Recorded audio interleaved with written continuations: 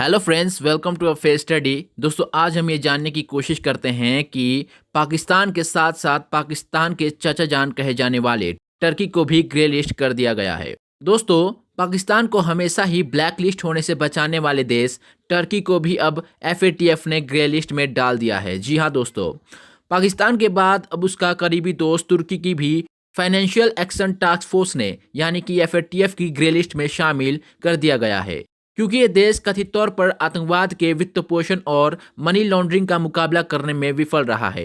इस बात की जानकारी कुछ मीडिया रिपोर्ट्स में दी गई है। एक रिपोर्ट में बताया गया है कि मनी लॉन्ड्रिंग और आतंकवादी फंडिंग पर निगरानी रखने वाली ये वैश्विक संस्था तुर्की को ग्रे लिस्ट में डाल दी है। दोस्तों, अब एफएटीएफ के बारे में कुछ जान लेते हैं। दोस्तों, एफएटीएफ G7 देशों द्वारा बनाया गया समूह है जो कि दुनिया भर में मनी लॉन्ड्रिंग और टेरर फंडिंग करने वाले देशों पर नजर बनाए रखता है और साथ ही साथ वो उस पर कार्रवाई भी करता है और इसका मुख्यालय फ्रांस की राजधानी पेरिस में स्थित है। दोस्तों, एफएटीएफ की ग्रे लिस्ट में आने पर क्या हो सकता है? दोस्तों, अगर कोई देश एफएटीएफ की ग्रे लिस्ट में आता है तो उसे दुनिया भर के वैश्विक संस्थान जैसे कि आईएमएफ, वर्ल्ड बैंक जैसी संस्थानों से पैसा नहीं मिल सकता है।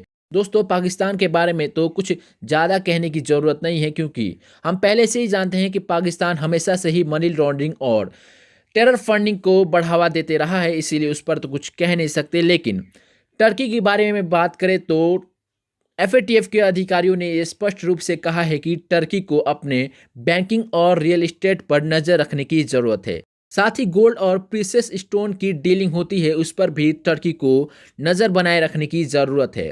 साथ ही साथ एफएटीएफ ने यह भी स्पष्ट रूप से कहा है कि टर्की यूएन द्वारा प्रतिबंधित आतंकी ऑर्गेनाइजेशन जैसे कि आईएसआईएल और अल कायदा जैसे आतंकी संगठनों को टेरर फंडिंग रोकने में असफल रहा है, इसलिए इस वजह से उसे ग्रे लिस्ट में रखा गया है। दोस्तों, ये लिस्ट से बाहर निकलने की कोशिश के तहत पाकिस्तान सरकार ने काउंटर टेरर फाइनेंसिंग और एंटी मनी लॉन्ड्रिंग पर कानून पारित किया था, लेकिन एफएटीएफ ने चिंता जताई है कि क्योंकि पाकिस्तान संयुक्त राष्ट्र में सूचीबद्ध आतंकी समूह के खिलाफ उचित कार्रवाई नहीं कर रहा है,